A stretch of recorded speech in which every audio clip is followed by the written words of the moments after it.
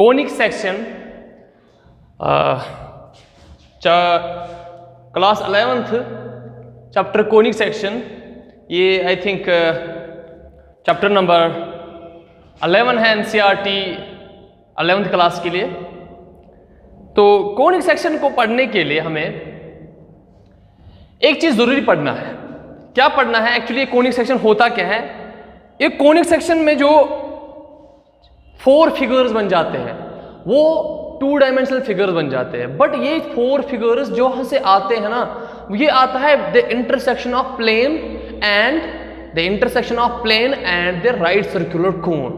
ठीक है, बट वो राइट सर्कुलर कोन और प्लेन जब इंटरसेक्शन करते हैं, किस बुनियाद पे करते हैं? इंटरसेक्शन, काटते हैं एक दूसरे को, तो वहां से वो फिगर जो बनते हैं ना वो 2 डायमेंशनल फिगर्स हैं। बट जहां से ये फिगर्स आते हैं वो कहां से आते हैं? वो होते हैं right circular cone, that is 3D and plane से। तो 3 डायमेंशनल फिगर इस बोर्ड पे बनाना बहुत ही मुश्किल है। बना तो सकते हैं बट आप अच्छे से नहीं समझ पाओगे। इसीलिए आप ये वीडियो लेक्चर स्टार्ट करने से पहले ये 3D एनिमेशन देखोगे जो मैं इसमें ऐड करने जाऊंगा। प्लीज आप बड़े अच्छे से देखोगे। इसमें आप सीखोगे पर्टिकुलरली कोनिक सेक्शन किसको बोलते हैं, जो चैप्टर का नाम है, यूनिट का नाम है। और एक चीज आप सीखोगे डिजेनरेटेड कोनिक सेक्शन। ये कोनिक सेक्शन क्या होता है? Degenerated conic section, degenerated, sorry spelling गलत है, डिजेनरेटेड कोनिक सेक्शन। तो इस पहले आप समझोगे कि कोनिक सेक्शन होता क्या है। आप वहां पे आपको मिलेगा डेफिनेशन भी, मैं भी बोलूंगा फिर। The intersection of plane and with right circular hollow cone. तो वहां से 4 फिगर्स बन जाते हैं, उन फिगर्स को, कर्व्स को हम बोलते हैं कोनिक सेक्शन। फिर डिजेनरेटिव कोनिक सेक्शन, जब वो प्लेन कट करेगा एट वर्टिसेस पे, तो इलिप्स और सर्कल के मसले में वो बच जाएगा पॉइंट। आप बड़े अच्छे से देखोगे इस एनिमेशन में, 5 मिनट का है ये, बड़े अच्छे से समझो। अगर आपको ये समझ आया तो वहां से 4 फिगर जो बनते हैं हम वो डिस्कस करेंगे, क्योंकि वो 2 डायमेंशनल फिगर बन जाते हैं। For example circle, ellipse, parabola and hyperbola. फिर उस पर एक्सरसाइज है, बहुत इजी चैप्टर है, बहुत मतलब प्यारा चैप्टर है। तो आप इस एनिमेशन को बड़े अच्छे से देखोगे, बड़े गौर से देखोगे, ताकि इससे आपको कोई छूट ना जाए, कोई पॉइंट। तो उसमें आपको ये कोनिक सेक्शन भी मिलेगा। इस कोनिक सेक्शन में आपको 4 कर्व्स मिलेंगे। एक तो सर्कल मिलेगा, और हालांकि circle is a special case of ellipse. तो फिर एक और मिलेगा पैराबोला, ये भी देखोगे आप। ये पैराबोला क्या होता है, ये डिपेंड करता है एंगल पे एक्चुअली। और एक होता है हाइपरबोला। फिर आप देखोगे डिजेनरेटेड कोनिक सेक्शन क्या होता है। बड़े अच्छे से इसने डिफाइन किया है, क्योंकि इसमें ये 3D डायमेंशनल में ये बनाते हैं 4 कर्व्स। फिर इन कर्व्स को हम डिस्कस करेंगे और इन पे एक्सरसाइज करेंगे। हालांकि ये 2 डायमेंशनल फिगर्स है, तो इनको हम बड़े अच्छे से यहाँ पे ड्रा कर सकते हैं।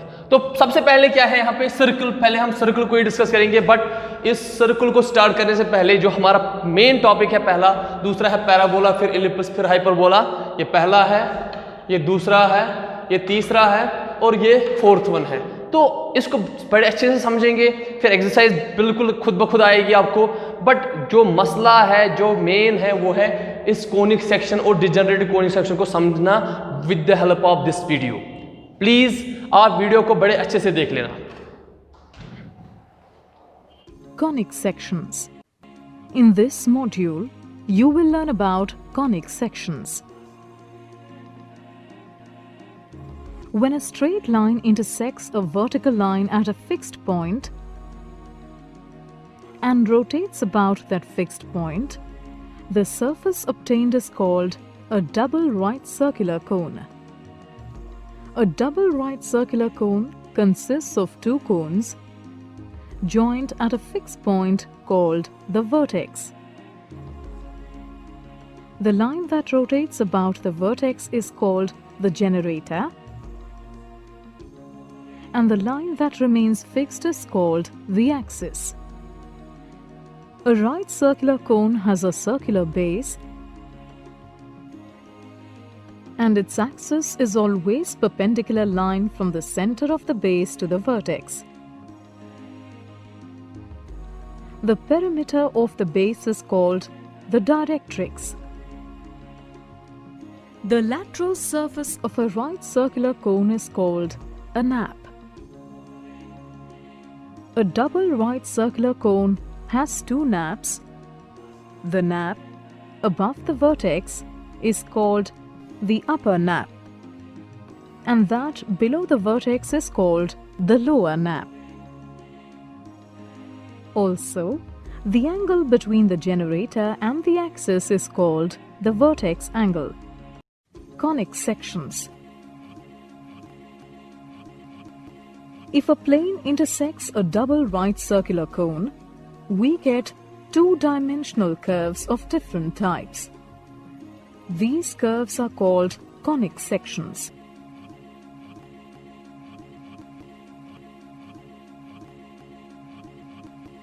Depending on the angle made by the plane with the vertical axis of the cone, the plane can cut the cone in three different ways. Ellipse.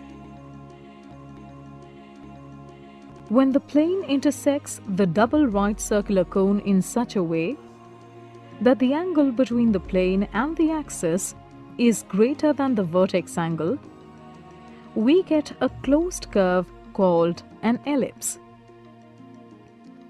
When the plane is perpendicular to the axis, the ellipse becomes a circle. Thus, a circle is a special type of ellipse. Parabola.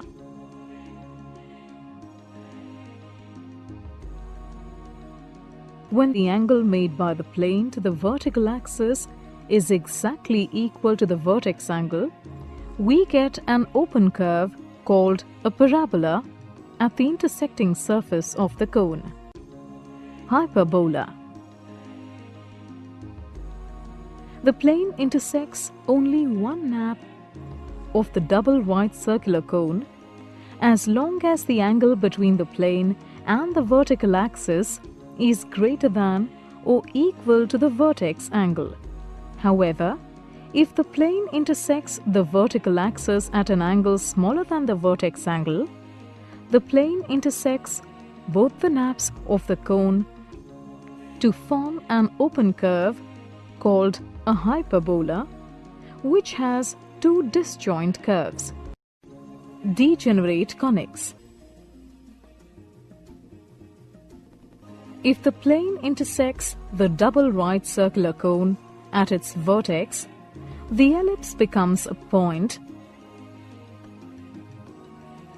the parabola becomes a line, and the hyperbola becomes two intersecting lines. The figures so obtained are called degenerate conics. In this module, you have learned that when a plane intersects a double right circular cone, two-dimensional curves called conic sections are formed. There are three types of conic sections: ellipse, parabola, and hyperbola. When the double right circular cone is cut by the plane so that the angle between the plane and the axis is greater than the vertex angle, the ellipse is obtained. When the plane is perpendicular to the axis, the ellipse changes into a circle.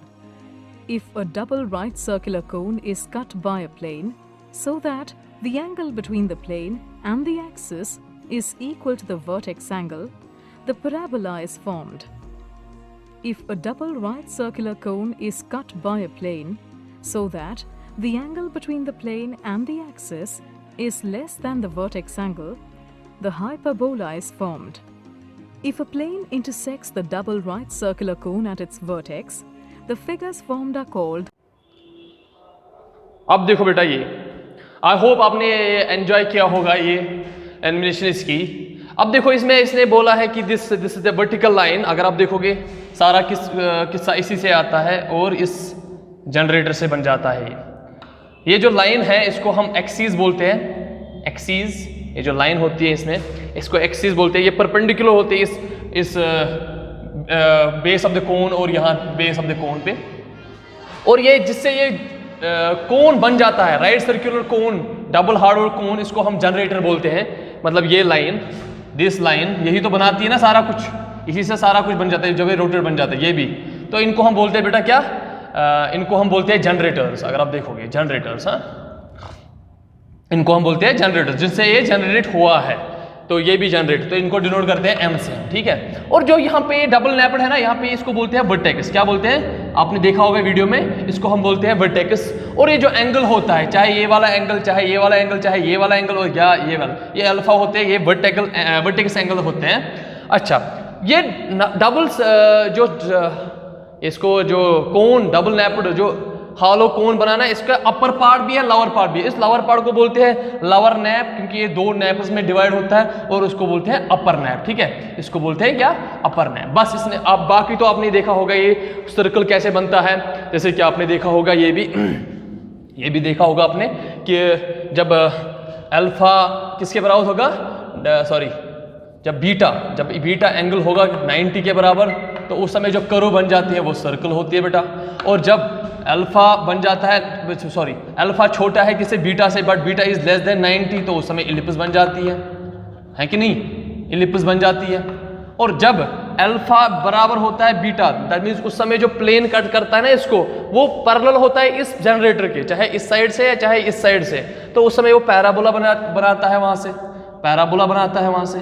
और जब क्या होता है बेटा, जो last वाला case क्या होता है, जब 0 less or equal to beta but beta is less than alpha, उस समय ये प्लेन जो होता है ये इस नैप को भी कट करता है, इस नैप को भी कट करता है, दोनों नैप को, मतलब बाकी इस वाले में जब एक प्लेन कट करता है तो वो एट अ टाइम एक ही नैप को कट करता है।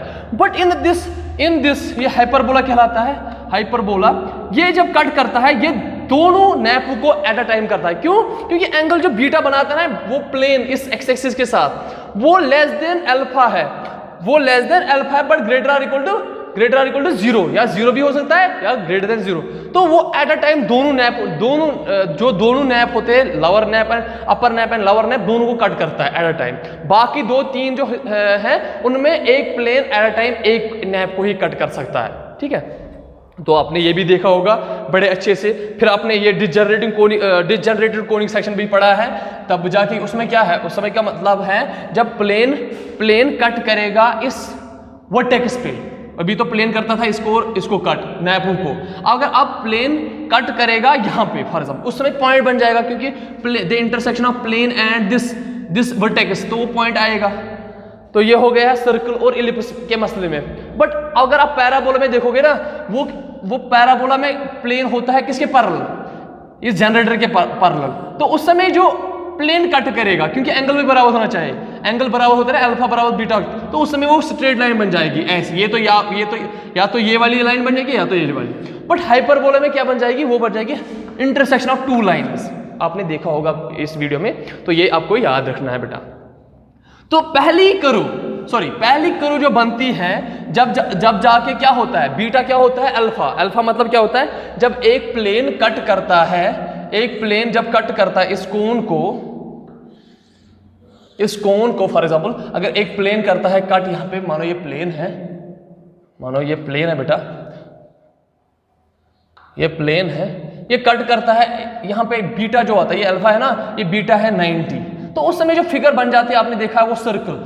फॉर एग्जाम्पल अगर आपके पास एक कुकम्बर है, ककड़ी, अगर आप उसको छुरी से काटोगे, मतलब परपेंडिकुलर रखोगे छुरी किसके, इसके बेस के, तो वहां पे जो आप काटोगे इस क्या बोलते हैं इसको, कुकम्बर को, तो जो वहां पे ऊपर की शेप बन जाएगी ना, वो सर्कल की फॉर्म में बन जाएगी, क्योंकि वहां पे बीटा 90 होता है। तो सबसे पहले हमें जो पढ़ना है वो है पहली फिगर सर्कल, जो आपने प्रीवियस क्लास में भी पढ़ा है, तो यहाँ पे भी इसकी जिक्र है। एक्चुअली सर्कल है स्पेशल केस किसका, इलिप्स का, तो हमें करना है यहाँ पे डिस्कस, तो हम सर्कल आज इस लेक्चर में सर्कल डिस्कस करेंगे। बड़े अच्छे से देखना, बड़ा प्यारा कंसेप्ट है, जो इस पैराबोला एंड हाइपरबोला की जो इन कर्वों के नाम दिए हैं ना, पर्टिकुलरली पैराबोला एंड हाइपरबोला, वो इसने दिए, इस भाई साहब ने, अपोलोनियस, खतरनाक मैथमेटिशियन था ये अभी भी कोऑर्डिनेट ज्योमेट्री का यूक्लिड्स के पहले यही माना जाता है father of the coordinate geometry, ये याद रखना बेटा। अब सर्कल डिस्कस करेंगे। सर्कल आप जानते हो बेटा, सारे बच्चे जानते हैं सर्कल क्या होता है, तो ज़्यादा बोलने की ज़रूरत नहीं है इसमें, बट इसमें जो इक्वेशन ऑफ द सर्कल कहाँ से आती है, कहाँ जाती है, वो सीखना है हमें।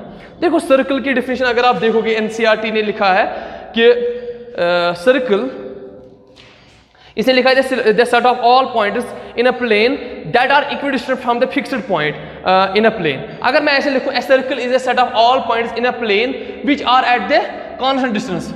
ए सर्कल, आप बड़े अच्छे से लिखना है इसको, a circle is the set of all points in a plane। बड़े अच्छे से समझना, फिर हम डायग्राम भी देखेंगे। A circle is the set of all points in a plane which are at the constant which are at the constant distance from the fixed point। मतलब क्या होता है इसका, बड़े अच्छे से देखना, फिक्स्ड पॉइंट और जो इसमें दो चीजें हमने कांस्टेंट डिस्टेंस और फिक्स्ड पॉइंट किया ना डिस्कस, वो भी देखेंगे वो क्या होता है। एक्चुअली यहाँ पे बोलता है जो एक पॉइंट हमने माना है एक फिक्स्ड पॉइंट, ये फिक्स्ड पॉइंट है ना, the circle is the set of all points in a plane में, दैट मींस ये 2 डायमेंशनल फिगर बन जाएगी, which are constant from which are at the constant distance from the fixed point। मतलब क्या है, अगर यहाँ से यहाँ तक एक डिस्टेंस है वो constant डिस्टेंस है, यहाँ से यहाँ तक constant डिस्टेंस, यहाँ से यहाँ तक constant डिस्टेंस, यहाँ से यहाँ तक constant डिस्टेंस, यहाँ से यहाँ तक constant डिस्टेंस, ये सेट ऑफ पॉइंट्स बनेंगे ना ऐसे ऐसे करके, ये सेट ऑफ पॉइंट्स बनेंगे बेटा। अगर आप इन सेट ऑफ पॉइंट्स को ऐसे मिलाओगे ना, ये मिलाओगे तो ये क्या बन जाएगा, ये सर्कल बन जाएगा। Set of all points set of all points in a plane which are at the constant distance from the fixed point। this fixed point, ये जो fixed point होता है, ये fixed point कहलाता है, ये कहलाता है सर्कल में क्या, सेंटर। इसको बड़े अच्छे से समझना। this fixed point is known as center and the constant distance, जो आपने ये डिस्कस की है ना, constant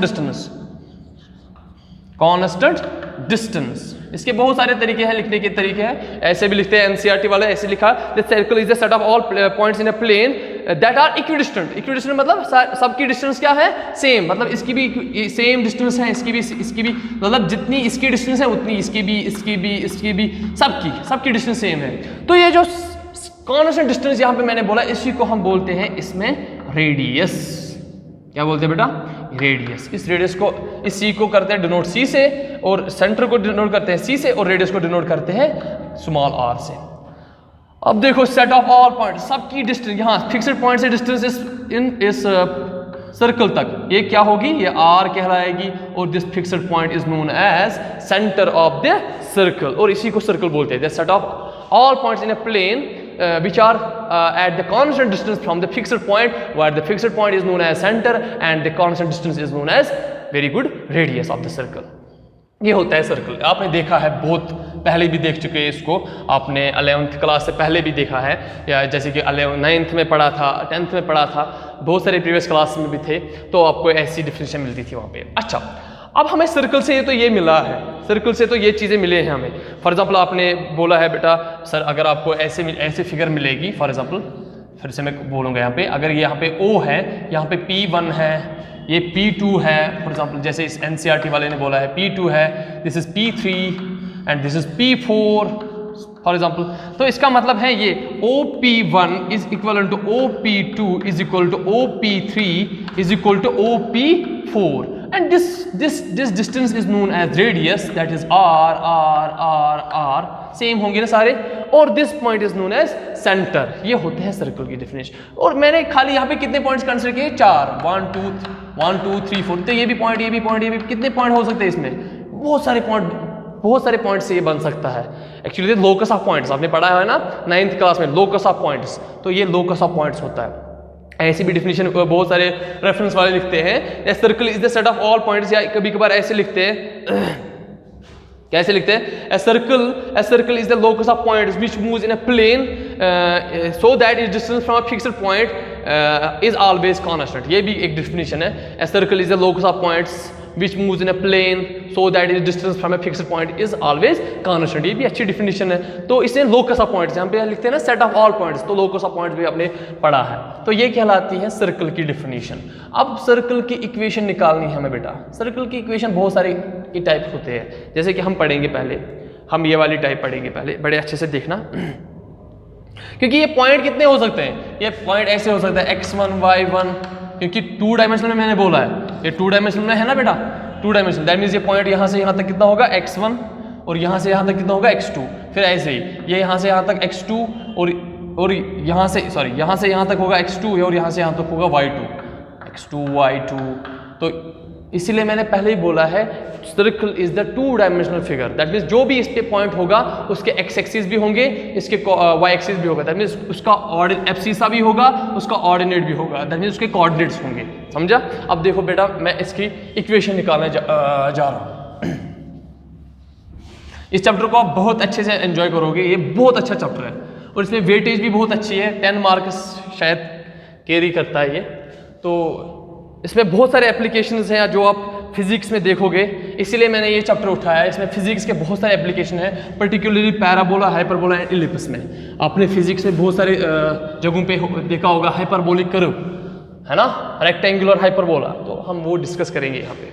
तो अगर मैं बोलूँ equation of a circle when the centre is at origin, या ऑरिजिन छोड़ो, मैं निकालूंगा पहले इक्वेशन, क्योंकि अब सर्कल तो हमने सीखा है सर्कल क्या होता है, अब इक्वेशन निकालेंगे। Circle of A equation circle equation of a circle with centre, centre क्या है इसका h, k, इसको कभी कभार बोलते हैं आप centre form, equation of circle in centre form.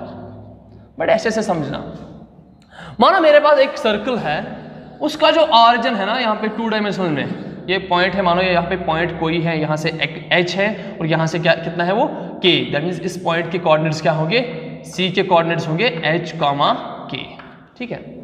Centre form है ना, दैट मीन्स सेंटर फॉर्म क्यों बोलते हैं इसका, क्योंकि सेंटर इसका कोई होगा जिसका मतलब जहाँ से x एक्सिस होगा कुछ और y एक्सिस होगा कुछ, दैट मीन्स x एक्सिस होगा h और y एक्सिस कितना होगा बेटा k, तो ये इसका बन गया ये सेंटर फॉर्म, ये सेंटर।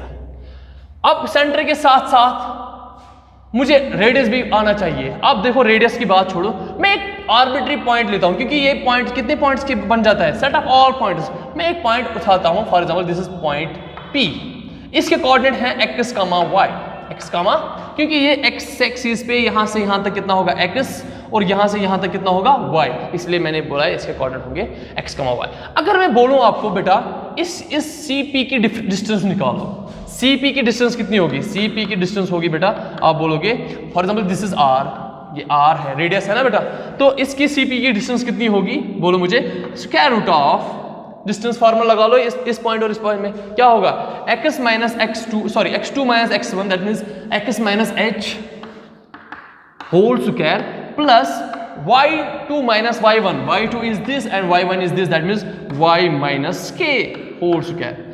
और CP कितना है आपको, डिस्टेंस, एक्चुअली ये मैं मॉडुलस क्यों लिखता हूं, क्योंकि डिस्टेंस होती है हमेशा पॉजिटिव, तो CP कितना है आपके पास, r है ना, तो ये है square root of x minus h whole square plus y minus k whole square. अगर मैं इस स्क्वायर रूट को, ये स्क्वायर रूट होता है ना, तो स्क्वायरिंग कर लूंगा मैं, squaring both sides we get, तो क्या मिलेगा हमें स्क्वायरिंग करने से, क्या मिलेगा, यहां से मिलेगा r स्क्वायर, तो यहां से मिलेगा actually square root of x minus h whole square plus y minus k whole square and whole square, this square and root cancel, that means ये बन जाएगा लास्ट में, पहले मैं ये लिखूंगा x minus h whole square plus y minus k whole square is equal to r square. ये जो इक्वेशन है ना बेटा, इसी को बोलते हैं centre form, centre equation, centre form of the, शाबाश, centre form of the circle, क्या बोलते हैं, या बोलते हैं कभी कभार,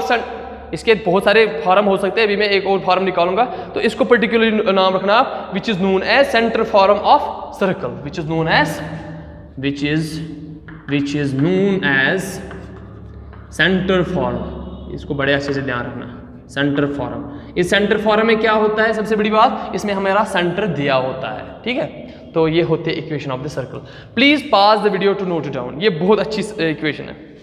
अच्छा, इसके बाद आप ध्यान रखोगे, आप ये भी लिखना, क्योंकि यहाँ पे मैंने लिखा नहीं, let C be the point with coordinate H comma K and P be any arbitrary point on the circle, that means the distance from C P is radius, that means R, तो distance between a C P should be equal to by distance format should be equal to this, and जब हम इसको simplify करेंगे तो हमें last में ये मिलेगा।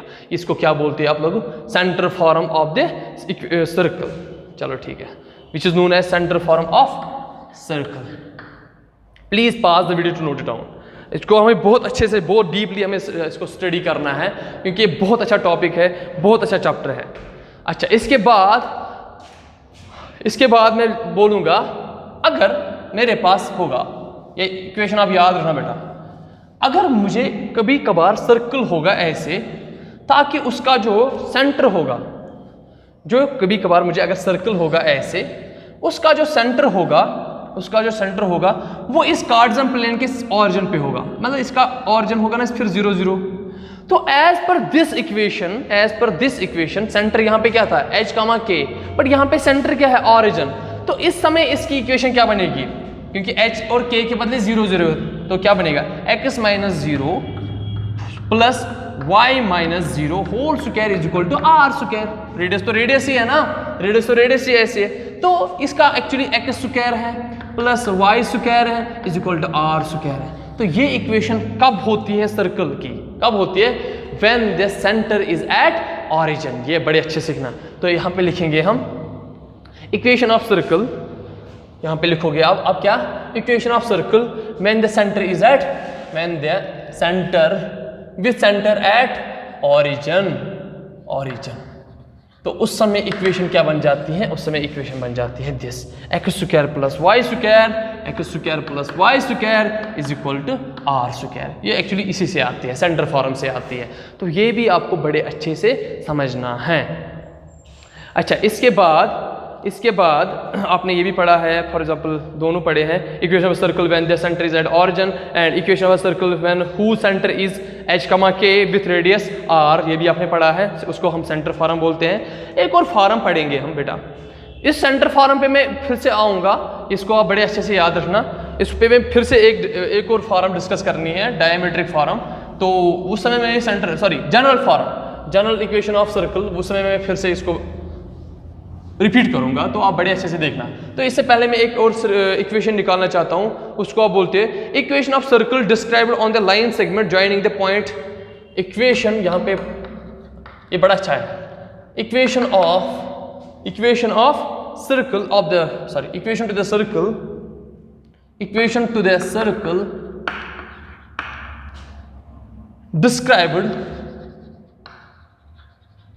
described on the line segment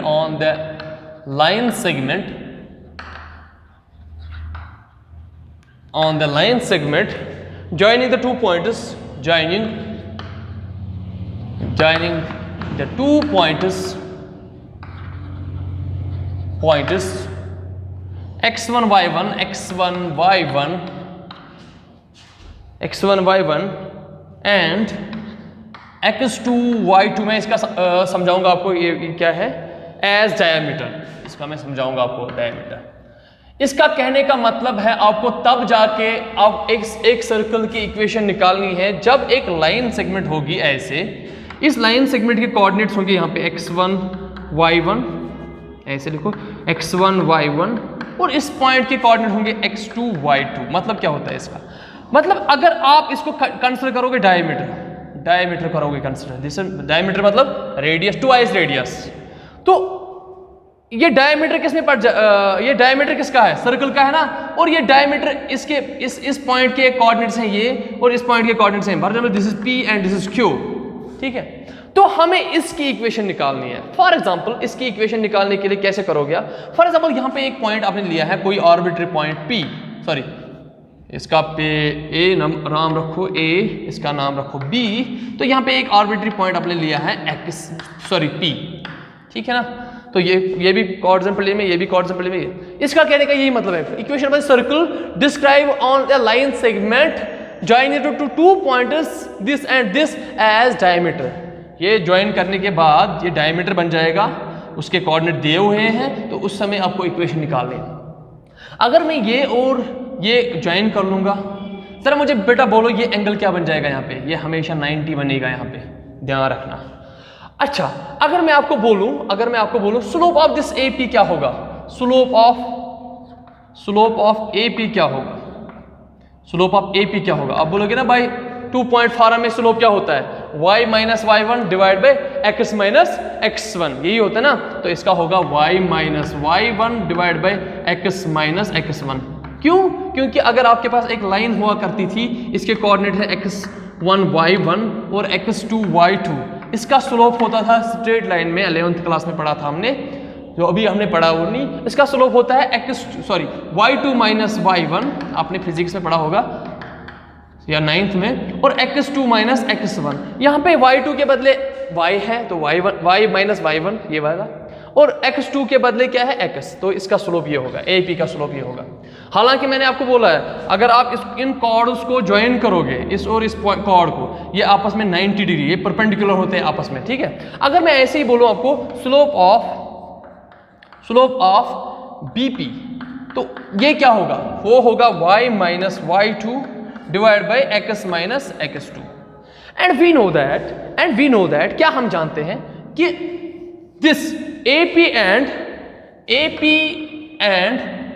BP are perpendicular to each other, है ना, 90 डिग्री बनाते हैं ना आपस में। तब जाके एक कंसेप्ट है स्ट्रेट लाइन्स में, जब दो लाइन्स आपस में परपेंडिकुलर होते हैं तब जाके, अगर ये एक लाइन ऐसी है दूसरी लाइन ऐसी है, तो परपेंडिकुलर है ना। मानो इसका स्लोप m1 है और इस लाइन का स्लोप m2 है, तो उस समय the product of their slopes मतलब m1 इंटू m2 ये बराबर होता है -1 के बराबर, ये याद रखना। अब इसका स्लोप भी हमें पता है, AP का स्लोप भी, BP का स्लोप भी, तो मैं क्या बोलूँ देन देयर प्रोडक्ट, क्योंकि ये आपस में ईच अदर क्या है? ये परपेंडिकुलर है। अगर इसको एक्सटेंड करोगे ऐसे एक्सटेंड कर लोगे, ऐसे एक्सटेंड कर लोगे, तो ये परपेंडिकुलर होगी कि नहीं? अब मुझे ये वाला नहीं करना है कंसिडर, तो परपेंडिकुलर का मतलब क्या होगा? इस लाइन का स्लोप और इस लाइन का स्लोप अगर उनको मल्टीप्लाई करेंगे वो -1 के बराबर होगा। That means slope of this y minus y1 divide by x minus x1 multiply करके y minus y1 divide by x minus x1 should be equal to -1, है कि नहीं? अब देखो यहाँ पे क्या बनेगा, ये यहाँ पे चेक कर लो, ये ऐसे बनेगा y minus y1 into y minus y2 is equal to minus times, ये प्रोडक्ट है हमें डिनोमिनेटर में प्रोडक्ट, वो इसके साथ मल्टीप्लाई हो जाएंगे, तो वो बनेगा x minus x1 into x minus x2। अब ये माइनस क्वांटिटी है ये यहाँ पे शिफ्ट क्या हो जाएगी? प्लस क्वांटिटी, तो इसकी इक्वेशन क्या बनेगी? x minus x1 into x minus x2 plus y minus y1 into y minus y2 should be equal to 0. This is the equation of the circle when 2 points when 2 points are given and the line joining between them is the diameter of the circle, and इसको बोलते हैं कभी-कभार diameter form.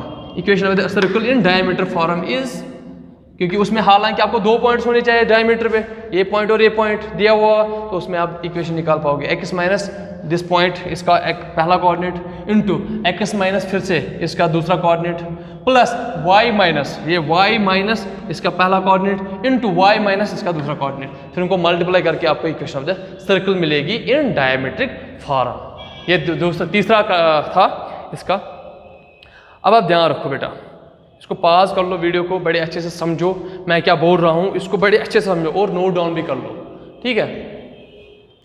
इसके बाद देखो, आप मैंने बोला था आपको सेंटर फॉर्म पे हम अगेन आएंगे, हम वो डिस्कस करेंगे सेंटर फॉर्म सर्कल का। हम सर्कल पढ़ रहे हैं आजकल, सर्कल, तो सेंटर फॉर्म हम फिर से देखेंगे।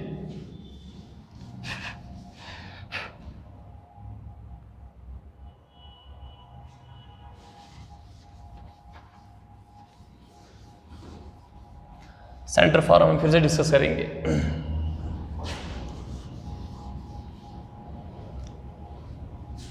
सेंटर फॉर्म हमने पढ़ा था, सेंटर फॉर्म ऑफ सर्कल हमने क्या पढ़ा था?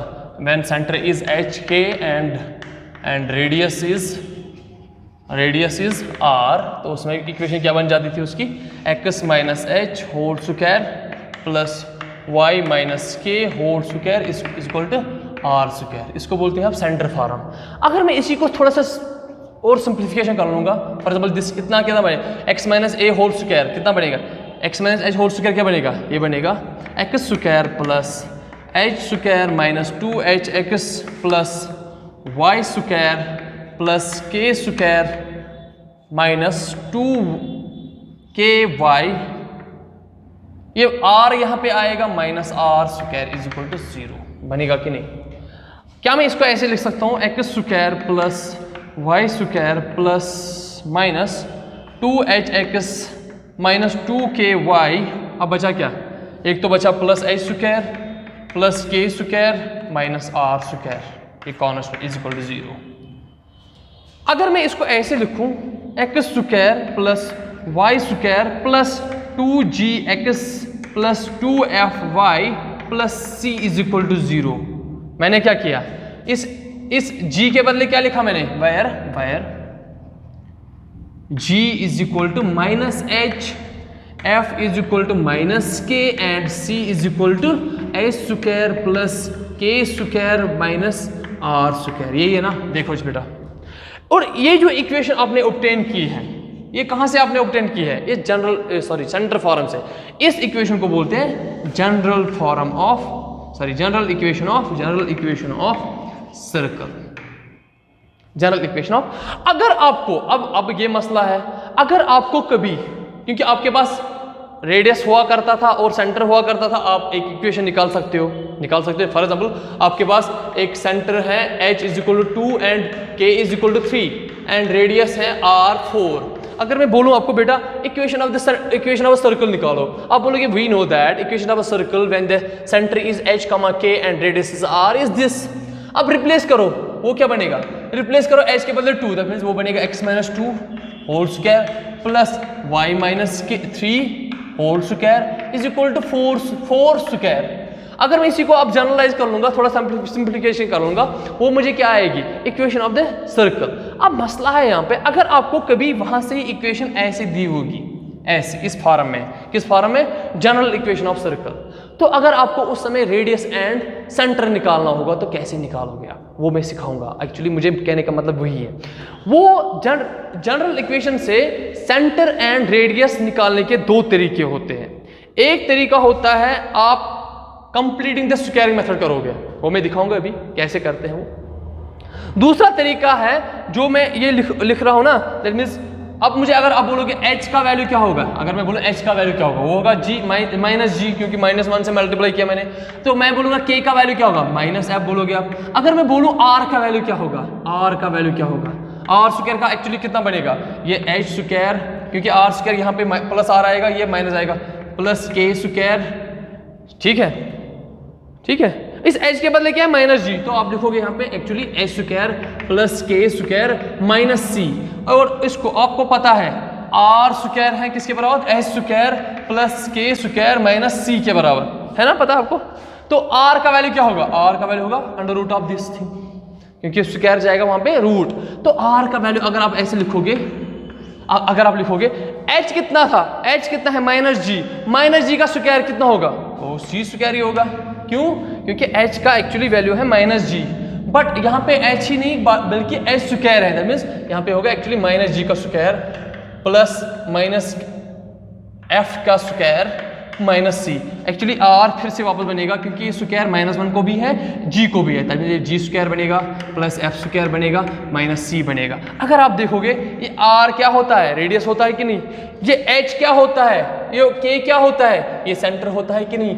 दैट मीन्स आप इस जनरल फॉर्म को, अगर आपके पास जनरल फॉर्म ये है ना, फॉर एग्जाम्पल आपके पास जनरल फॉर्म ये है, x square plus y square plus 2gx plus 2fy plus c is equal to 0, तो उस समय सेंटर किसके बराबर होता है, सेंटर किसके बराबर होता है शाबाश, ये सेंटर होता है minus g minus h, c होता है बराबर इसके बराबर, और रेडियस किसके बराबर होता है शाबाश, रेडियस होता है इसी को square root of g square plus h square minus C, ये जो सी होगा ये जनरल फॉर्म है, ठीक है। अब मैं एक क्वेश्चन में भी दिखाऊंगा आपको कैसे निकालते हैं इसको। दूसरा तरीका भी है squaring the completing the square method, वो भी दिखाऊंगा मैं, वो दूसरा तरीका भी, बट इसको आप बड़े अच्छे से समझोगे, बड़े अच्छे से समझोगे। अच्छा, अगर मैं अब ऐसे लिखूं, बड़े ध्यान से रखना, ये आपको समझ आया बेटा? जहां पे भी समझ नहीं आएगा वहां पे रिपीटली देखो मैं क्या बोल रहा हूं, उसको बड़े अच्छे से समझो। फिर अगर मैं आपको यहां पे लिखूं, अब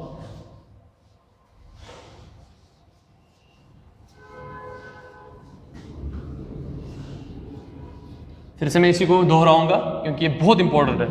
अगर आपको ये चीजें आ गई है तो समझो सर्कल की बात खत्म। एक्सरसाइज पे कुछ नहीं है, बिल्कुल आसान एक्सरसाइज है इस पे, तो इसका एक्चुअली कंसेप्ट ही समझना काफ़ी है। तो आपने बोला है एक्चुअली सर, आपके पास था ना x माइनस एच, फिर से मैं इसी को लिखने जा रहा हूँ, और y माइनस के whole square is equal to r. तो फिर इसको आपने जब कन्वर्ट किया था इसमें एक्स स्क्वायर, क्योंकि ये सेंटर फॉर्म था, तो सेंटर फॉर्म को इवॉल्वेट करने के बाद आपको मिला ये 2gx plus 2fx 2fy plus c is equal to 0। इसको बोलते हैं अब जनरल फॉर्म, इसको बोलते हैं सेंटर फॉर्म। एक्चुअली g होता क्या है? ये g होता है माइनस एच, है कि नहीं? अगर आप रिप्लेस करोगे ना, एक्चुअली यहाँ पे क्या बनेगा, x square plus y square minus 2hx minus 2k y, फिर बनेगा एक्चुअली यहाँ पे एच स्क्वायर प्लस के square minus are square is equal to 0। अब इसके बदले मैंने लिखा सी वैल्यू इस चीज़ के बदले, और ये जो माइनस एच यहाँ पे है ना, एच इंटू यहाँ पे बाहर है माइनस, तो उस माइनस एच को मैंने रखा जी नाम, तो प्लस जी। तो अब देखो, आप इसमें रिप्लेस वापस करो, जी के बदले माइनस एच, तो माइनस 2hx आएगा वापस यही। और ऐसे ही एफ के बदले आपने कितना रखा, माइनस के, अगर इस एफ के बदले आप माइनस के रखोगे तो फिर से बनेगा माइनस 2k y, और सी के बदले मैंने रखा था एच स्क्वायर प्लस के स्क्वायर माइनस आर स्क्वायर, तो मैंने बोला इसके बदले वापस रखो इसमें वैल्यू, तो वो बनेगा वापस यही, ठीक है। अब मेरे कहने का मतलब है जो लास्ट में आपको लिखना है वो यही लिखना है। क्या लिखना है? सेंटर क्या होता है इस फॉर्म में, जब आपके पास ऐसी इक्वेशन होगी। अभी मैं एग्जांपल दिखाऊंगा, उससे आपको बड़े अच्छे से समझ आएगा। तो सेंटर होता है इसमें, फिर से मैं लिख रहा हूँ क्या, minus g and minus h, and radius क्या होता है, क्योंकि आपको क्वेश्चंस मिलेंगे, आपको इस टाइप की इक्वेशन होगी, वहां पे आपको बोला जाएगा find the centre and radius, और कभी कभार आपको सेंटर एंड रेडियस वहां से ही देंगे तो आपको बोलेंगे find the general equation of the circle. आपको दोनों आना चाहिए। तो रेडियस होगा इसमें क्या, G square plus F square minus C. ये इस इक्वेशन की बात है, इस इक्वेशन की। तो एक्चुअली सेंटर क्या होगा इसका, फिर से अगर मैं सेंटर को ऐसे लिखूं, सेंटर को मैं क्या ऐसे लिख सकता हूं, माइनस टाइम्स 1/2 डिवाइड बाय, ऐसे लिखूं, minus times 1/2 coefficient of x लिखूं बेटा, क्योंकि ये माइनस जी किसका कोएफिशिएंट है, ये इसका कोएफिशिएंट, x का कोएफिशिएंट है। इसी को मैं डिवाइड 2 क्यों कर रहा हूं, क्योंकि तभी तो बनेगा ना, ये 2 कैंसिल हो जाएगा, तभी तो बनेगा कोएफिशिएंट x इज माइनस जी।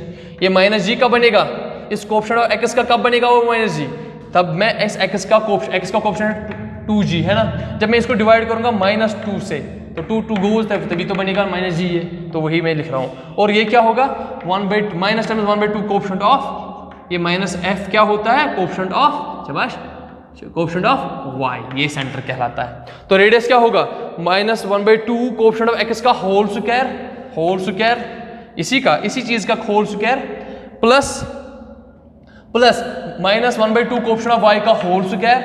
अगर मैं लिखूं ऐसे रेडियस किसके बराबर होगा, square root of 1/2 minus times 1/2 coefficient of x whole square plus minus times 1/2 coefficient of y whole square minus C क्या होता है बेटा, बोलो सी क्या होता है, एक्चुअली सी क्या होता है, सी होता है कांस्टेंट टर्म। क्या होती है सी, ये कांस्टेंट टर्म होती है, ये एक्चुअली होता है आपको। अगर आपको कहीं पे और भी है ना कंफ्यूजन, तो वो आपको कंफ्यूजन दूर हो जाएगा एक एग्जाम्पल करने के बाद। पहले एग्जाम्पल करने से पहले हम एक और फॉर्म पढ़ेंगे, चलो हम वो फॉर्म लास्ट में पढ़ेंगे, उसको बोलते हैं equation of circle in parametric form, वो भी हम पढ़ेंगे लास्ट में। तो पहले इस पे एक एग्जाम्पल करेंगे। एग्जाम्पल कैसे करेंगे, देखो एग्जाम्पल ऐसे करेंगे बेटा, 2 एग्जाम्पल करेंगे इस पे। एक एग्जाम्पल में दिया होगा रेडियस एंड शाबाश। एग्जाम्पल में दिया होगा रेडियस एंड सेंटर, और दूसरे एग्जाम्पल में वही से इक्वेशन होगी, इक्वेशन ऑफ सर्कल की होगी, वही से हमें निकालना होगा। फॉर एग्जाम्पल आपके पास एक क्वेश्चन है, example number 2, find the equation of circle with centre -3, 2 and radius क्या है, रेडियस इज 4। हमें क्या निकालना है, इक्वेशन ऑफ सर्कल निकालनी है आपको, ये निकालना है आपको। आप लिखोगे इस क्वेश्चन को ऐसे answer, we know that equation of circle with centre जब क्या सेंटर होता है, h, k and radius r is क्या होती है उसके उस समय इक्वेशन इज क्या होती है, x minus H whole square plus y minus के whole square is equal to are square. वायर यहां पे क्या मसला है, यहां पे एच के बदले क्या है पॉइंट -3, 2 एंड r के बदले क्या है 0.4। ठीक है, तो इंसर्ट इसमें इंसर्ट कर लो तो बनेगा x माइनस एच के बदले क्या है माइनस टाइम्स 3 होल स्क्वायर। ठीक है, h का वैल्यू यहाँ पे बड़े अच्छे से, जब h था ना, जब यहाँ पे h था तो माइनस टाइम्स h, अब यहाँ पे h के बदले क्या है -3, दैट मीन्स एक तो अपना माइनस है फार्मूला का माइनस लिखा मैंने, फिर h का वैल्यू -3 है तो -3 मैंने ब्रैकेट में लिखा, प्लस y माइनस k के बदले 2 है तो 2 ऐसे ही square is equal to r के बदले 4 है, दैट मीन्स 4 स्क्वायर, ये तो आएगा ना। अब ध्यान रखो, इसको मैं ऐसे लिख सकता हूँ, x minus plus that means ऐसे बेटा, plus y minus 2 whole square is equal to 16। मुझे इसकी इक्वेशन चाहिए ना, तो अगर मैं इसको सिंपलीफाई करूंगा, x प्लस 3 होल स्क्वायर वो बनेगा x स्क्वायर प्लस 9 प्लस या 6x, फिर plus y square plus 4 minus 4y is equal to 16। क्या मैं इसको ऐसे लिख सकता हूँ, x स्क्वायर पहले फिर y स्क्वायर फिर x टर्म फिर y टर्म फिर 9 plus 4 minus 16 is equal to 0, या 16 मैंने यहाँ पे लाया है, तो इसकी इक्वेशन ऐसी बनेगी x square plus y square plus 6x minus 4y, ये कितना बनेगा 9 4 13 माइनस 3 इज इक्वल टू 0। क्या इसकी इक्वेशन यही है, इसकी इक्वेशन यही होगी 9 4 दैट इज 13 में से 16 गए, 16 में से 13 हटाने तो -3 आए, तो ये इसकी इक्वेशन है। एक्चुअली इसने यहाँ पे छोड़ दिया है, इसने यहाँ पे ही छोड़ दिया, मैंने थोड़ा सा ये यहाँ तक क्या थी सेंटर फॉर्म थी ना बेटा, ये सेंटर फॉर्म थी यहाँ तक, सेंटर फॉर्म ऑफ सर्कल, तो ये वाली फॉर्म क्या बन जाएगी, ये जनरल फॉर्म बन जाएगी। ठीक है, अब मसला है उल्टा, अगर आपको यही दिया होगा, क्योंकि आपको इस इक्वेशन में क्या है, आपको सेंटर, इस इक्वेशन में सेंटर आपको -3 एंड दिस, और रेडियस क्या है 4। अगर फॉर एग्जांपल आपको यही इक्वेशन दी हुई है, कभी कभार ऐसे भी क्वेश्चन आता है, अगर फॉर एग्जांपल आपको यही इक्वेशन दी हुई है, आपको बोला गया है यहाँ पे find equation of the circle is this, find centre and radius, तो मुझे बोलो सेंटर एंड रेडियस इसका आना चाहिए, यही आना चाहिए ना, क्योंकि यही जो जब मैंने इसमें रखा तो यही मुझे वैल्यू आ गई है, यही इक्वेशन बन गई है। अब मुझे इसी इक्वेशन से क्या करना है, डायरेक्ट सेंटर एंड रेडियस। इस क्वेश्चन को मैं दो तरीके से कर सकता हूँ, एक तरीका वो है जो मैंने डायरेक्ट बोला था आपको, सेंटर क्या बन जाता है -g -h, और रेडियस क्या बन जाता है √g² प्लस h² - c, बोला था ना। दूसरा तरीका होता है वो आप बड़े अच्छे से देखोगे, देखो कैसे बन जाता है। मुझे यही आना चाहिए, सेंटर और रेडियस इसका मुझे यही आना चाहिए इस इक्वेशन का। अब इसको बड़े अच्छे से लिखो पहले, फिर नोट डाउन करने के बाद मैं इसको नोट डाउन कर लो इसको। अब आगे बढ़ते हैं। अब इक्वेशन मेरे पास क्या है, अब मेरे पास x² plus y² plus 6x minus 4y minus 3 is equal to 0। अब मुझे इसका सेंटर और रेडियस चाहिए। इसका सेंटर और रेडियस में दो तरीके से कर सकता हूं। पहला वाला तरीका देखो कैसे करते हैं, उसको बोलते बेटा square, completing the square method, using completing the square methods, completing the square method करेंगे हम, ये आप सीखोगे। देखो कैसे करते हैं ये वाला चीज। और मुझे इस इक्वेशन में सेंटर और रेडियस क्या आना चाहिए, वही यही। देखो क्या, अगर आपको हमें आया तो हम ठीक है। देखो क्या करेंगे, पहले मैं लिखूंगा एक्स स्क्वायर, यही एक्स स्क्वायर, फिर मैं लिखूंगा एक्स टर्म, तो वो है सिक्स एक्स, फिर मैं लिखूंगा, इनको ब्रैकेट में रखो, फिर मैं लिखूंगा वाई स्क्वायर, फिर वाई वाली टर्म वो है -4y, ठीक है। अच्छा, फिर क्या बचा लास्ट में, -3 = 0, ऐसे रखो। अब मैं काम करूंगा, जो इस यहां पे x का कोएफिशिएंट है ना, उसको 1/2 करेंगे। पहले कोएफिशिएंट ऑफ x का डिवाइड 2 करेंगे। देखो यहां पे सीखना है कैसे करना है। कोएफिशिएंट ऑफ x को अगर आप डिवाइड 2 करोगे, कोएफिशिएंट ऑफ x क्या है, 6 है, अगर आप इसको डिवाइड 2 करोगे तो 3 बनेगा। उस 3 का स्क्वायर पहले लिखोगे, x स्क्वायर प्लस 6x वापस लिखोगे, यही वापस लिखोगे, फिर प्लस करके क्या लिखोगे आप, जो इस x का कोएफिशिएंट होगा, द कोएफिशिएंट ऑफ x, उसको डिवाइड 2 करोगे। क्या करोगे, डिवाइड 2 किया आपने, वहां से वैल्यू क्या आया 3। इस 3 का स्क्वायर आप ऐड भी करोगे, माइनस भी करोगे, क्योंकि ये कैंसिल आउट फिर से हो जाएंगे, तो फर्क कोई पड़ने वाले नहीं है। समझ आया ये स्टेप क्या किया मैंने, फिर से मैं बोल रहा हूं, एक्स स्क्वायर मैंने ऐसे रखा, फिर जो y 6y है वो भी 6x मैंने जो वो भी ऐसे रखा, फिर जो मैंने यहाँ पे ये लाया है ना, ये 3 स्क्वायर, ये कहाँ से लाया मैंने, 3 कहाँ से लाया है, एक्चुअली मैंने इस 6x, जो x का कोएफिशिएंट है वो है 6, इसको मैंने डिवाइड 2 से किया है। ये मेथड है बेटा, ये मेथड है। इसको मैंने जब डिवाइड 2 से किया है, वो वहां से 3 आया ना, जो 3 आया उसको मैंने स्क्वायर किया, ऐड भी किया वो क्वांटिटी और सब्ट्रैक्ट भी की वो क्वांटिटी, दैट मींस वो फिर से कैंसिल आउट हो सकते हैं, तो वापस यही बन जाएगा। तो मैंने ऐड भी किया है 3 स्क्वायर, माइनस भी किया है 3 स्क्वायर, फिर प्लस वाई स्क्वायर ऐसे ही रखो, वाई स्क्वायर माइनस 4y ऐसे ही रखो। जो y का कोएफिशिएंट है वो 4 है, इसका भी डिवाइड करो 2, वो क्या आएगा 2 आएगा, उसका स्क्वायर ऐड भी कर लो, माइनस भी कर लो, और अपना 3 भी है वो भी लिखो, तो खत्म।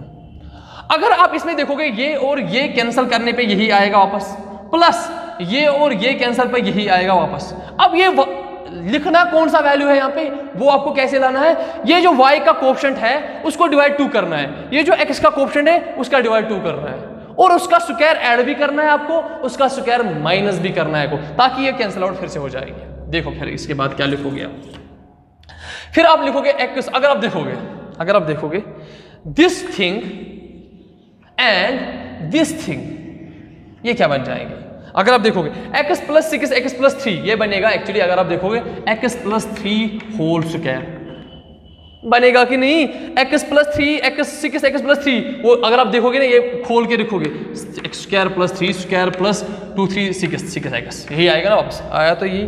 तो क्या मैं x² + 6 x + 3 के बदले लिख सकता हूँ x + 3 होल स्क्वायर, लिख सकता हूँ, बड़े अच्छे से लिख सकता हूँ, प्लस इस quantity y² - 4y + 4, actually 2 square है ना 4, इसको इसके बदले में लिखूं y - 2 होल स्क्वायर, चेक कर लो, that means y - 2 whole square का मतलब y² + 4, ये 2 स्क्वायर माइनस 2 2 4y, तो 4y।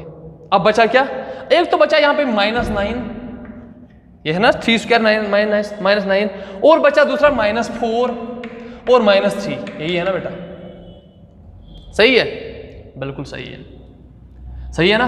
तो क्या मैं इसको ऐसे लिखूं अब x + 3 whole square plus y - 2 whole square -9 -4 -3, वो बनेगा -16, चेक कर लो। Now 4 9 4 13 13 3 16, that means -16।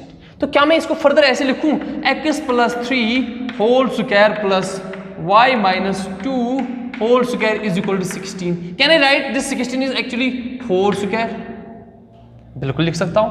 तो फिर फर्दर एक स्टेप यहां पे लिखूंगा मैं, क्यों, क्या मैं इसको x + 3 को ऐसे लिखूंगा x - 3 whole square plus y - 2 as it is whole square is equal to 4 square, लिखूं अभी यहां पे 16 लिखो, इसके बाद लिखो आप 16 को 4 स्क्वायर। यहां पे क्यों मैंने लिखा, मैं इस प्लस को माइनस, क्योंकि जो आपकी सेंटर फॉर्म होती है वो x - h होती है प्लस y - k होती है is equal to r square. अब ये सेंटर फॉर्म यहाँ पे माइनस तो लाजमी लाना है, इसलिए मैंने यहाँ पे माइनस लाया है। अब ये h, ये equation, this equation and this equation को कंपेयर कर लो, कंपेयर करने के बाद h का वैल्यू आएगा आपको -3, यहाँ पे 3 है ना, यहाँ पे h है, माइनस तो छोड़ो, माइनस तो अपना है ना, माइनस एंड माइनस सेम। इस h के बदले क्या है यहाँ पे -3 है कि नहीं, तो -3 है। y माइनस के, यहाँ पे y माइनस 2, तो k के बदले क्या होगा 2 होगा, is equal to are square, यहाँ पे 4 स्क्वायर, तो r का क्या वैल्यू होगा, r का क्या वैल्यू होगा 4 होगा। दैट मीन इसका सेंटर जो होगा वो होगा, सेंटर होगा -3,2 एंड रेडियस होगा 4। तो यही तो था पहले से ही, यही तो था ना। ये एक तरीका होता है जब आपके पास क्या होगी सुभाष, जब आपके पास एक जनरल इक्वेशन ऑफ सर्कल होगी, उससे आपको निकालना है सेंटर एंड रेडियस। कैसे निकालोगे, using this completing the square method. एक ये बड़ा आसान तरीका है, ये आपको आना चाहिए। दूसरा तरीका है वो आप देखो, वो वाला तरीका भी देखेंगे, ये वाला तरीका। उसमें मैंने बोला था आपको सुभाष, अब वो वाला तरीका करेंगे जो मैंने दूसरा तरीका सिखाऊंगा आपको। देखो दूसरा तरीका क्या होगा, दूसरे तरीके में भी इस क्वेश्चन का यही तो आना चाहिए ना मुझे, सेंटर और रेडियस। देखो अब देखेंगे आएगा कि नहीं, बिल्कुल आएगा, क्यों नहीं आएगा। इक्वेशन तो यही है ना। जब मेरे पास इक्वेशन ऐसी हुआ करती थी,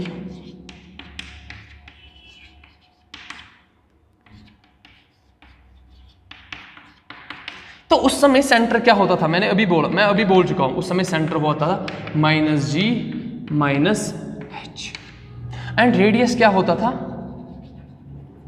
रेडियस होता था √g² plus h², sorry f², h नहीं f, हाँ f² माइनस c, वैसे c is a constant.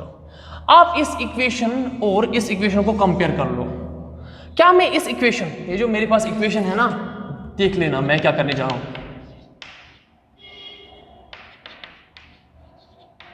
x है, -4y है, -3।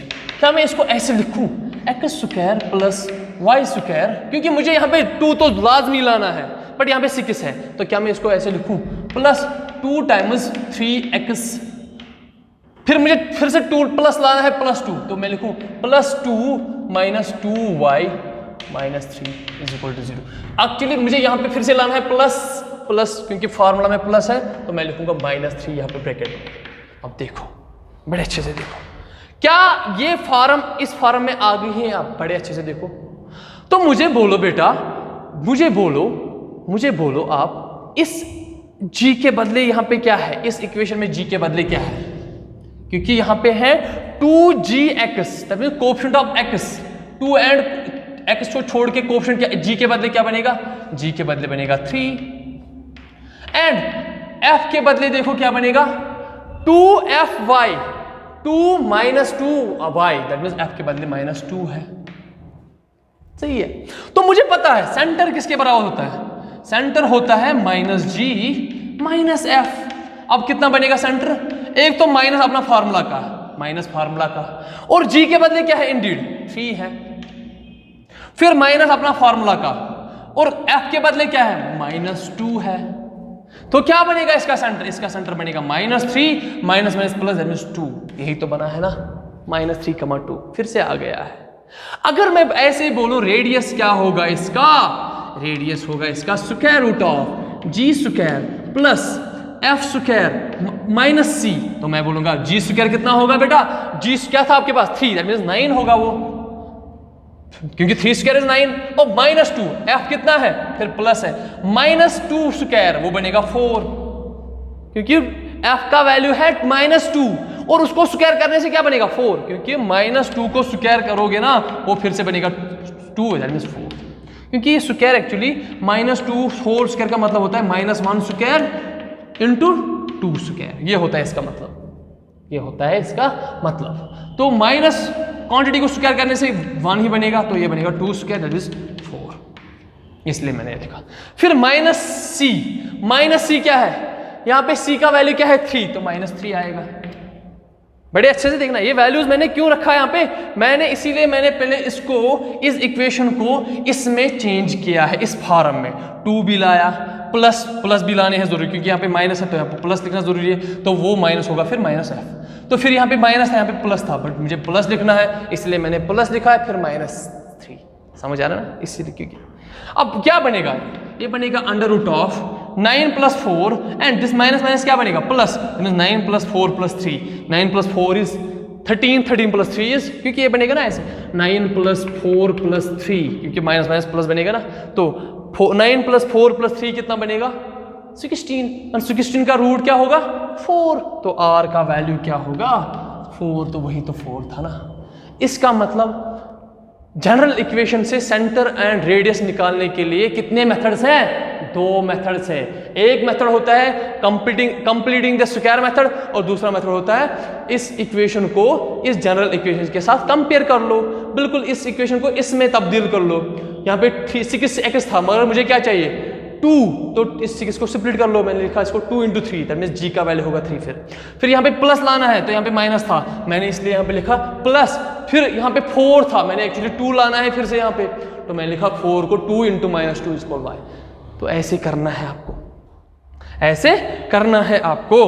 और अब एक्सरसाइज स्टार्ट करने से पहले जो इसकी एक्सरसाइज होगी वो नेक्स्ट लेक्चर में देखेंगे हम एक्सरसाइज क्या होगी इसकी, बट वो एक्सरसाइज स्टार्ट करने से पहले मैं बोलूंगा आपको parametric equation of circle in, last topic है इसका, इस सर्कल का लास्ट टॉपिक है, फिर इसकी एक्सरसाइज है वो अब देखोगे।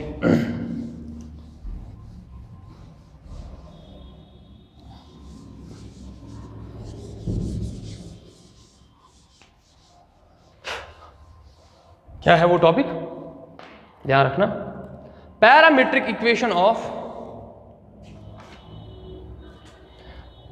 सर्कल इन पैरामेट्रिक इक्वेशन। ये बड़ी अच्छी है, ये इस पे कोई क्वेश्चन नहीं है, बट हम फिर भी पढ़ के रखेंगे।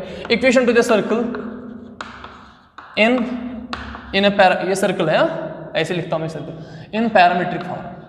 इन पैरामेट्रिक फॉर्म का मतलब क्या होता है बेटा, आप मुझे कोई बोलेगा? पैरामीटर का मतलब होता है जब जो डिपेंड करेगी पैरामीटर्स पे। अब सर्कल में क्या पैरामीटर होगा, अगर मैं आपको यहाँ पे बोलूं, सिंपल सी बात, अगर मैं आपको यहाँ पे बोलूं, मानो इसकी 2 फॉर्म्स होते हैं, एक फॉर्म होगी इसमें जो सर्कल ऑरिजिन से पास होगी, और दूसरी फॉर्म होगी जो किसी पॉइंट मानो कोई पॉइंट है अल्फा एंड बीटा, इस अल्फा बीटा से पास करेगी वो। देखो इसका मतलब ये है पैरामीट्रिक फॉर्म में। मुझे बोलो बेटा ये r है ना, ये क्या है यहाँ पे, पहले मैं ऑरिजिन पे the sun trace at origin, parametric equation निकालनी मुझे। इस पैरामीटर का मतलब होता है, पैरामीट्रिक इक्वेशन मतलब होता है ये डिपेंड करेगा किसी पैरामीटर पे, किस पैरामीटर पे, अब देख लेना वो पैरामीटर देख लेना। मैं किस पैरामीटर के बारे में बात कर रहा हूँ यहाँ पे, ये r है। एक्चुअली पैरामीटर का मतलब होता है ये r पे डिपेंड करेगा। अगर मैंने ये पॉइंट माना है, अगर मैं ये पॉइंट अब मानूं ये P1 होगा, ये P है, ये P1 होगा, तो इसका डिस्टेंस हो गया ना r, फिर से यहाँ पे ये भी डिस्टेंस r होगा। बट मुझे बोलो बेटा यहाँ पे अगर आप देखोगे ये डिपेंड करेगा इस एंगल थीटा पे। अब फिर आप ये एंगल देखोगे तो ये θ2 होगा थीटा। तो एक्चुअली पैरामीट्रिक फॉर्म में इस रेडियस, और क्योंकि रेडियस तो यहाँ पे सबका सेम होगा और डिपेंड करता है पर्टिकुलरली इस थीटा पे। अब इस थीटा पे कैसे निकालोगे इक्वेशन, देखो बड़े अच्छे से देखना। मानो ऐसे सर्कल है, ये मानो कोई पॉइंट है यहाँ पे P, तो ये कितना होगा थीटा होगा कि नहीं। इस P से अगर मैं परपेंडिकुलर डालूंगा इस पे, ये M है, तो मुझे बोलो ये P के कोऑर्डिनेट x, y है बेटा, x, y है। तो मुझे आप बोलोगे इस x, एक्चुअली x है, यहाँ से यहाँ तक डिस्टेंस x है, और यहाँ से यहाँ तक क्या डिस्टेंस है y है। मुझे एक्चुअली बोलो इस, क्योंकि ये r है ना बेटा, ये r है, मुझे इस x का वैल्यू क्या चाहिए, इस x का वैल्यू क्या होगा। अगर मैं आपको बोलूं बेटा ये cos ऑफ थीटा कितना होगा, आप बोलोगे in this right angle triangle, in right angle triangle क्या होगा OMP, ट्रायंगल OMP में cos थीटा कितना होगा, cos क्या है, शाबाश बोलो मुझे cos किसके बराबर होता है, कोई बोलेगा? हाँ शाबाश, अरे भूल गए हो सारा कुछ। cos किसके बराबर होता है, इन राइट एंगल cos किसके बराबर होता है, some people have curly black hair, base by hypotenuse होता है ना बेटा। बेस क्या है, बस cos ऑफ थीटा होगा, बेस क्या होगा, और बेस बाय ऐसे, बेस बाय r। बेस मतलब क्या, इससे में बेस है, अगर आप देखोगे बेस है OM, हाइपोटेन्यूज है OP। अगर आप देखोगे कि cos ऑफ थीटा का क्या वैल्यू होगा, OM कितना है x, OP कितना है r, दैट मींस x का वैल्यू होगा r cos of theta. Similarly अगर मैं बोलूं इस ट्रायंगल में साइन ऑफ थीटा का वैल्यू चाहिए, साइन किसके बराबर होता है, परपेंडिकुलर बाय हाइपोटेन्यूज। परपेंडिकुलर क्या है, परपेंडिकुलर है MP और हाइपोटेन्यूज है फिर से OP। MP है Y, OP है R, दैट मींस Y का वैल्यू होगा, शाबाश, इस R को यहाँ पे हो जाएगा R साइन ऑफ थीटा। तो इस पॉइंट जो P, X था ना, ये एक्चुअली पॉइंट क्या था इन पैरामीट्रिक फॉर्म्स, ये था R cos of theta, and Y के बदले क्या लिखा, X के बदले लिखा मैंने R cos थीटा, और Y के बदले क्या लिखा आपने, R साइन ऑफ थीटा। तो actually this X is actually the distance from this is this R cos of theta, and the distance from this to this is R sine of theta. हालांकि ये equation कहां से, origin से। अगर आप देखोगे this is a right angle triangle, that means यहां पे पाइथागोरस थ्योरम अप्लाई हो जाएगी, पाइथागोरस थ्योरम अप्लाई होगी ना यहाँ पे, क्योंकि मुझे actually when the center of the circle is at origin, उसमें इक्वेशन क्या होती थी, x square plus y square is equal to are square होती थी ना। क्या ये पैरामीट्रिक फॉर्म अगर आप फिर से चेंज करोगे, क्या इस फॉर्म में बन जाएगी, ये क्या कोऑर्डिनेट सही है इसके, आप चेक कर लो, क्योंकि ये मैंने बोला है ये राइट एंगल ट्रायंगल है, तो शाबाश पाइथागोरस थ्योरम अप्लाई होगी। पाइथागोरस थ्योरम क्या होती है, शाबाश, base square plus hypotenuse, base square plus altitude square. Base square क्या है, OM square plus PM square should be equal to hypotenuse, hypotenuse किसके बराबर है, CP स्क्वायर। अब बोलो OM स्क्वायर के बदले क्या है, R cos स्क्वायर थीटा का होल स्क्वायर प्लस PM के बदले क्या है, R साइन थीटा का whole square is equal to ये R स्क्वायर है कि नहीं। अब देखो ये क्या बनेगा, ये बनेगा R square cos square theta plus यही बनेगा ना CPR है ना, ओ सॉरी ये लिखने की जरूरत नहीं है। अब मुझे बोलो एक्चुअली अगर आप देखोगे ना वो सेटिस्फाई हो जाएगा, यहाँ से भी R बचेगा, यहाँ से भी R बचेगा, बट मुझे पता है R cos थीटा के बदले क्या है, ये x है ना, x square plus R sine theta के बदले R साइन थीटा के बदले कितना है, y square is equal to R square. तो फिर से कोई फर्क पड़ने वाला नहीं, क्योंकि we know that the equation of circle when the centre is at origin is x square plus y square is equal to R square. तो हमने अब पैरामीट्रिक फॉर्म में क्या बनी थी, वो बनी थी पैरामीट्रिक फॉर्म में कौन सी, when x equal to R cos theta and y is equal to R sin theta. This is the equation of circle in parametric form when the center is at origin. ये बड़े अच्छे से समझ लेना। अब मसला है, अगर आप बोलोगे सर अगर आप निकालोगे equation of circle in A parametric form when the centre is not at origin, तो कैसे निकालोगे, बड़े अच्छे से ध्यान रखना। लास्ट वाला टॉपिक है ये। अब दूसरा ये वाला है, दूसरा टॉपिक ये एक्चुअली सिलेबस में है बट इस पे एक्सरसाइज कोई भी नहीं है। CBSE सिलेबस NCERT सिलेबस में, NCERT में नहीं है, CBSE में है, तो इसीलिए हम पढ़ाते हैं। बहुत सारे बच्चे CBSE के भी होते हैं, उनके सिलेबस में होता है ये, तो फिर उनकी दिक्कत आती है। अब देखेंगे equation to the circle in parametric form when centre is at alpha beta. अब मुझे एक्चुअली ऐसा है, कोऑर्डिनेट प्लेन ऐसा है, तो एक इक्वेशन है यहाँ पे, एक सर्कल है यहाँ पे, इसका इतना भी दूर नहीं रखेंगे यहाँ पे सर्कल मानो, इसका ऑरिजिन है यहाँ पे alpha and beta, that means यहाँ से यहाँ तक जो डिस्टेंस होगी वो होगी अल्फा, और यहाँ से यहाँ तक कितनी होगी, वो होगी बेटा, शाबाश,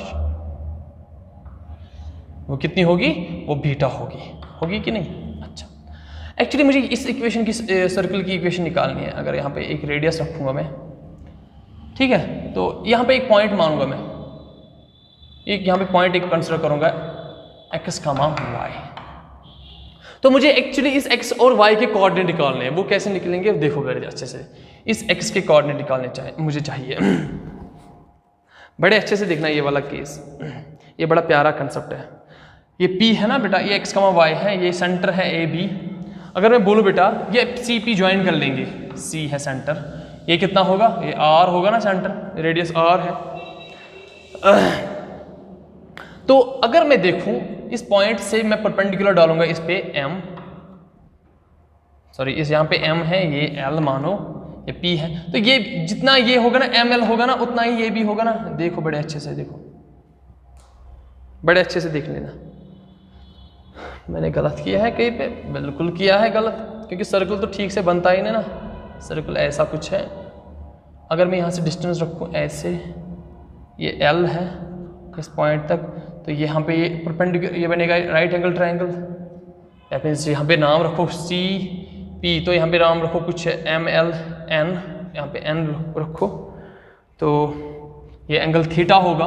बड़े अच्छे से देखना, क्योंकि मुझे इस समय पैरामीट्रिक इक्वेशन निकालनी है सर्कल की, क्योंकि ऑरिजिन पे क्या इक्वेशन है, x r cos of theta and y क्या है, आर साइन ऑफ थीटा। ये कब है, parametric equation of circle in when the centre is at origin. अब मुझे क्या निकालना है, जब सेंटर होगा अल्फा, मतलब कुछ सेंटर होगा उस समय निकालनी है मुझे इक्वेशन।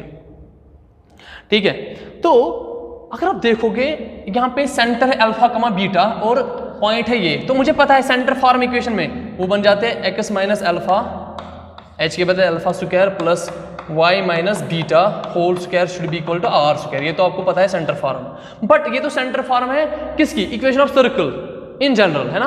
बट मुझे किस में निकालने, पैरामीट्रिक फॉर्म है। बड़े अच्छे से ध्यान रखना मैं क्या करने जाऊंगा यहाँ पे। एक्चुअली मुझे ये P के कोऑर्डिनेट निकालने, एक्स और वाई। एक्स का मतलब मुझे ये डिस्टेंस निकालनी है और ये डिस्टेंस निकालनी है, ये डिस्टेंस। अगर मैं बोलूं आपको बेटा ये डिस्टेंस क्या होगी, ये अल्फा होगी, ये डिस्टेंस क्या होगी, ये बीटा होगी, मुझे मगर ये अल्फा नहीं, मुझे ये सारी इक्वेशन, ये लाइन और ये चाहिए। अब मैं वो कैसे निकालूंगा, बड़े अच्छे से देखना, क्योंकि मुझे पता है मानो ये O है, यहाँ पे OM किसके बराबर है, OM किसके बराबर है, वो अल्फा के बराबर है, और CM किसके बराबर है, बीटा के बराबर है। अच्छा, मुझे कोई बोलेगा इसका कितना होगा, ये होगा R cos ऑफ थीटा, और ये कितना होगा R sin ऑफ थीटा। क्यों, अभी तो आपने निकाला ना। अच्छा छोड़ो, अगर अभी नहीं, ये तो राइट एंगल ट्रायंगल बनाना अंदर से। राइट एंगल ट्रायंगल पे आप ये वाला कोऑर्डिनेट निकालोगे भाई, पैरामीट्रिक फॉर्म में ये बनेगा ना, cos ऑफ थीटा बनेगा x बाई, एक्चुअली ये x है ना, ये यहाँ से यहाँ तक, क्योंकि मैंने बोला ना यहाँ से यहाँ तक कितना है, यहाँ से यहाँ तक कितना है, x है। दैट मींस ये वाली कितनी डिस्टेंस होगी, r cos थीटा, और ये वाली क्या होगी, r sin थीटा। ठीक है। अच्छा, तो मुझे क्या चाहिए, मुझे चाहिए एक्चुअली दिस डिस्टेंस मुझे चाहिए, और दिस डिस्टेंस चाहिए। अब वो कैसे निकालेंगे, मुझे डिस्टेंस OL चाहिए। OL मतलब x एक्सिस पे डिस्टेंस। क्या मैं OL को ऐसे लिखूं, OL should be equal to OM plus ML। और मुझे क्या चाहिए, PL। क्या मैं PL को ऐसे लिखूं, PN प्लस क्या है, NP। अच्छा मुझे बोलो OM किसके बराबर है, OM तो पता है आपको अल्फा के बराबर है, और ML कहाँ है, ML किसके बराबर है, अगर ये CN है R cos थीटा के बराबर, ये भी तो R cos थीटा के बराबर होगा, क्योंकि ये पैरेलल है। That means this distance and distance should be same, तो ये वो alpha plus R cos of theta. और ऐसे देखो PN कितना है, PN है R sin theta, that means मैं लिखूंगा पहले R sin थीटा ही, प्लस NP क्या है बेटा, NP एक्चुअली NP ये जो है ना, NP नहीं NL दैट शुड बी, ये डिस्टेंस होगी ना इस डिस्टेंस के बराबर, मगर ये डिस्टेंस कितनी है, बीटा। तो एक्चुअली इस x के बदले क्योंकि ये तो x ही था ना यहाँ से यहाँ तक, इस x के बदले में लिख सकता हूँ alpha plus R cos of theta, और y के बदले ये वाले डिस्टेंस, सारी डिस्टेंस ये मैं लिखूं क्या, बीटा, क्योंकि beta plus R sin of theta. This is the parametric equation of circle when the centre is at alpha and beta. अगर सेंटर होगा H K, तो यहाँ पे लिखोगे अल्फा H और यहाँ पे लिखोगे K। अगर 2 + 2 3 होगा तो ये 2 ये 3 होगा। ये होता है लास्ट इसका कंसेप्ट। इस पे हालांकि कोई क्वेश्चन नहीं है, बट ये कंसेप्ट था हमारे सिलेबस में, तो हमने डिस्कस किया है। अब इसके बाद जो नेक्स्ट लेक्चर होगा इंशाल्लाह, उसमें हम एक्सरसाइज की करेंगे 11.1 NCERT का चैप्टर 11th क्लास 11th, तो हम वो करेंगे। तब तक के लिए अल्लाह हाफिज़।